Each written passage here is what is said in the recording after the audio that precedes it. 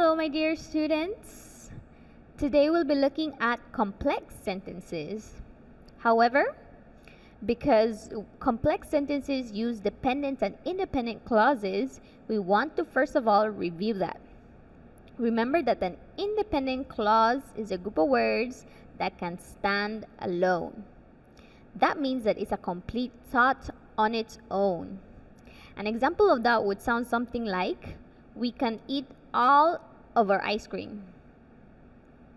It has a subject, has a verb, and it can stand alone. The other type of clause that we looked at was dependent clause. A dependent clause is a group of words that cannot stand alone. It has a subject, it has a verb, but it lacks some form of complete thought. An example of that would be, if we can eat all our ice cream. The word if makes that statement an incomplete thought. It leaves you with questions.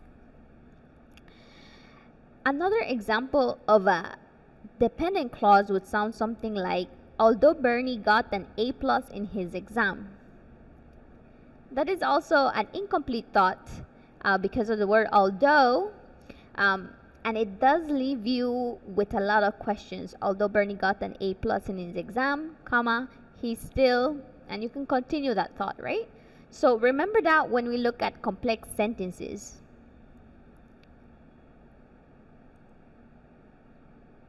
First of all, what is a complex sentence? A complex sentence is made up of an independent clause and one or more dependent clauses connected to it. That means that to create a complex sentence, you must have one clause that can stand alone and one or more clauses that cannot.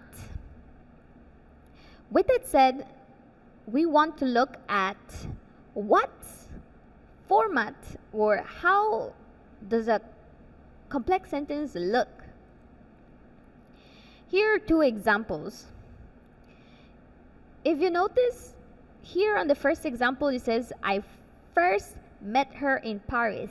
An independent clause, right? It can stand alone. Then it continues saying, where I lived as a small child. Where I lived as a small child cannot stand alone, right? Making this a complex sentence because it's joining an independent clause and one that cannot stand alone. Example number 2 says, after she picked me up, comma, mommy is taking me to buy shoes. After she picks me up is a dependent clause because it cannot stand alone. It's an incomplete thought, right? Mommy is taking me to buy shoes is the independent clause here in this case. It can stand alone. So if you notice, this is a complex sentence because it has one clause that is dependent and one that can stand on its own.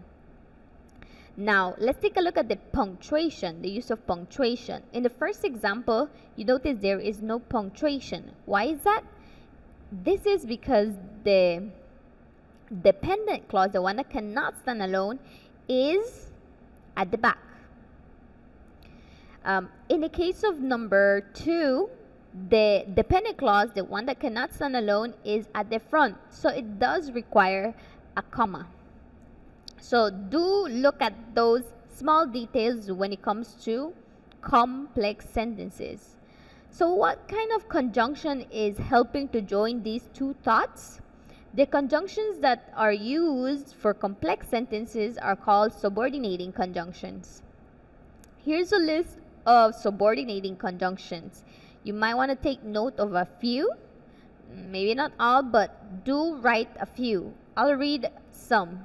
It says after, although, as if, as long as much as, before, even if, even though, and the list goes on. There's about 50 of them here, of these subordinating conjunctions, which can be used to join these two thoughts, right? Let's take a look at a few examples to better understand complex sentences. The first example here says, I was snippy with him because I was running late for work. Now, this is a complex sentence because it contains, yes, the subordinating conjunction because, but also because these are two clauses, one independent and one dependent.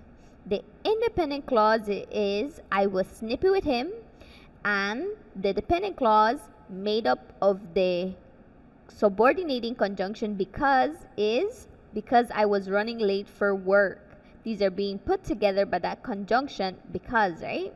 And that conjunction because, if you notice, doesn't have a comma before it because the independent clause is at the end. So it doesn't need, the dependent clause is at the end, so it doesn't need a punctuation. Number 2 says, because I was running late for work, I was snippy with him. It's the same example if you notice. The only thing that we shifted here is the dependent clause. Now the dependent clause starts the sentence, because I was running late for work.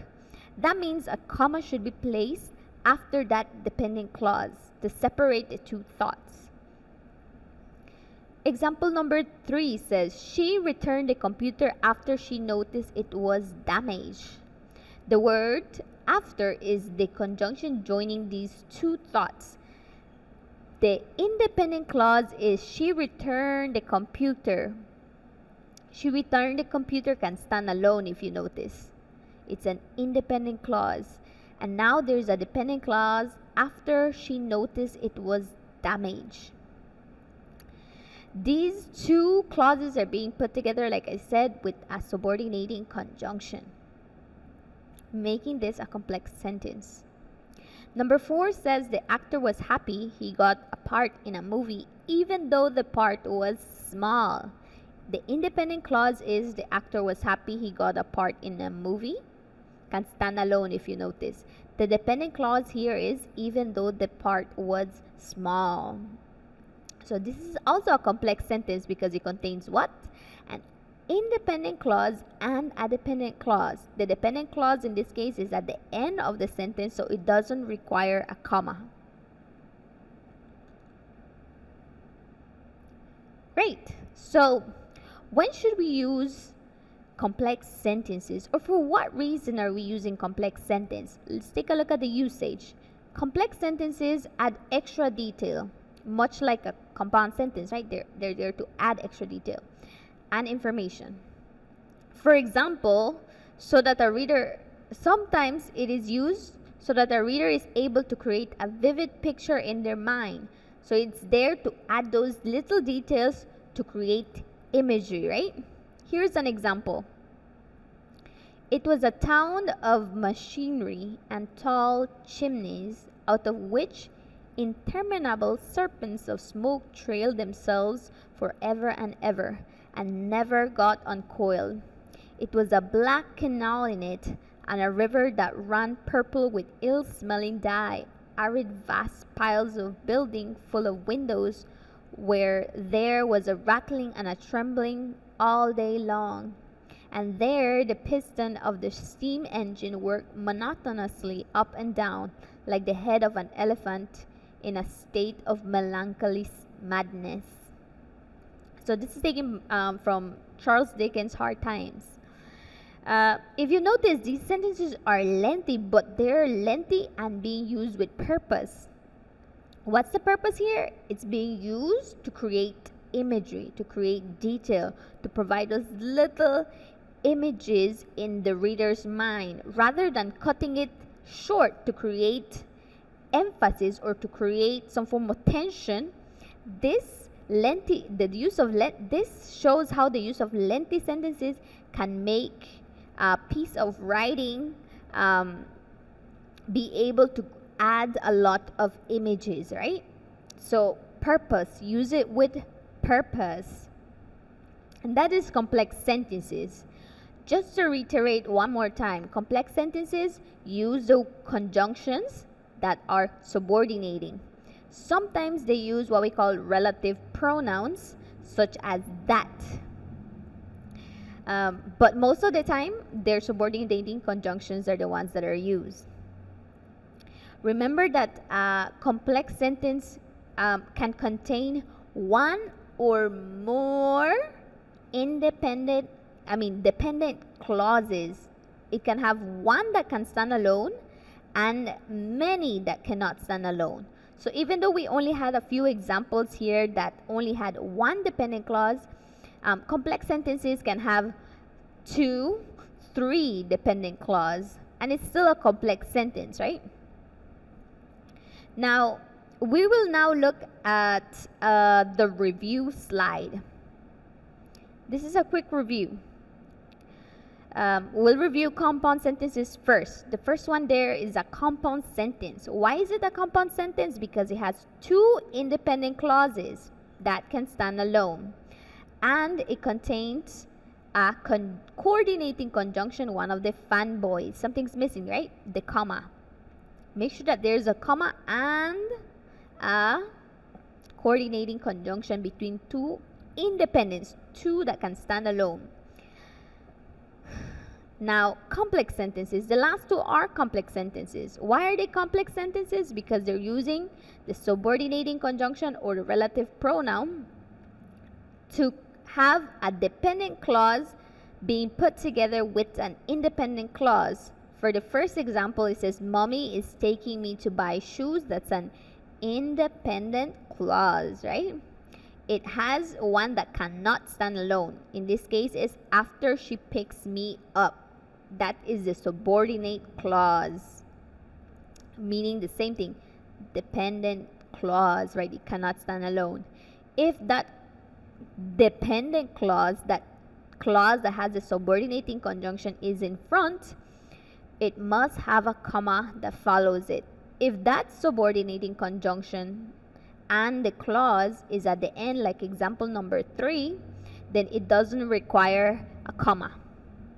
So that's a review for us. I hope that was clear, and if it's not, do message me using Google Hangout or email. Bye guys, have a beautiful day.